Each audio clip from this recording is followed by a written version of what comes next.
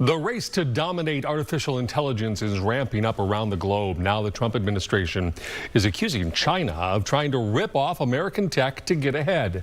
Fox's Mark Meredith has more from the White House on a blistering new memo.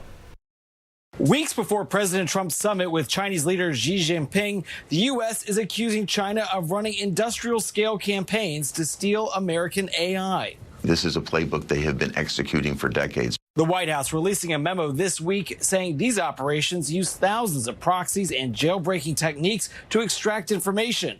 Models then built on stolen data won't be as effective as the original tech, but they can simulate certain benchmarks for a fraction of the cost. If I could, I think that this is occurring across our energy field, our telecommunications field, our solar energy, wind energy, our transport, logistics. What we're seeing is a desire to dominate the industries that win wars. This year, Claude and its parent company Anthropic flagged that they were targeted by Chinese-backed campaigns, a Chinese foreign ministry spokesperson denying U.S. accusations. The U.S. claims are groundless and are a smear campaign against the achievements of China's artificial intelligence.